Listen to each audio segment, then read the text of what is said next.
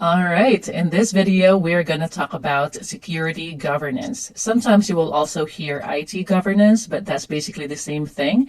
So governance and security is actually a subset of the overall enterprise governance. So when we say governance, that is a set of rules to direct, monitor, and manage your security program. And that could be implemented by using policies, procedures, guidelines, or standards that the organization would use to manage the information and information technology resources. Now, when your organization has a good governance, that will ensure that your security program is aligned with the organization's business objectives and business goals, and that your organization complies with relevant laws and regulations. Now, the ultimate accountability would always reside with the board of directors. They can delegate the tasks to the senior management or even the chief information security officer if your organization has one. And there will always be a committee that will ensure that the governance is actually implemented. Now, you will hear a lot when you are also going to review or study for other certifications that when it comes to ultimate accountability, that will always be with the board of directors. So just a good thing to keep in mind.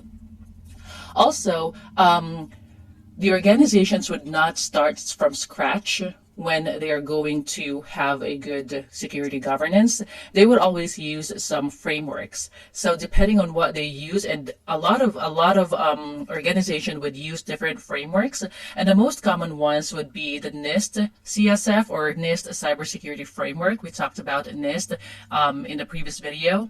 And we also have a PCI DSS, that is the Payment Card Industry Data Security Standards. And that is actually a standard with a lot of requirements that are required by the payment card industry. So if you are processing and accepting card or credit card or debit cards, then you have to comply with PCI DSS.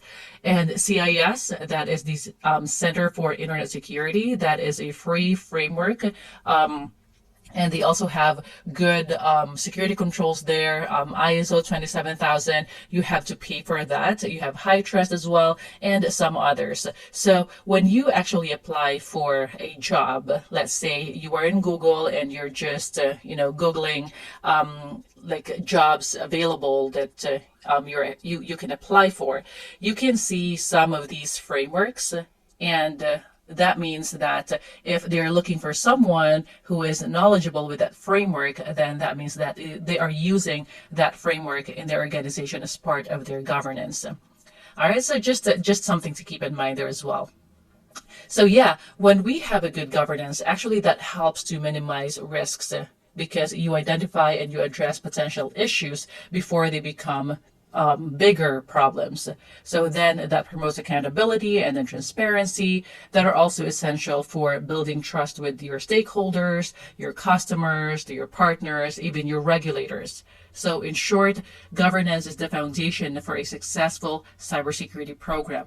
But again, when you go in and apply for a job, you are not going to start from scratch. You are actually following a framework. And so if you want, you can look up a lot of the frameworks and the common ones, and you can make yourself familiar with that as well. But some of these frameworks we're going to discuss in the next lessons. So yeah, just keep that in mind, and I will see you in the next one.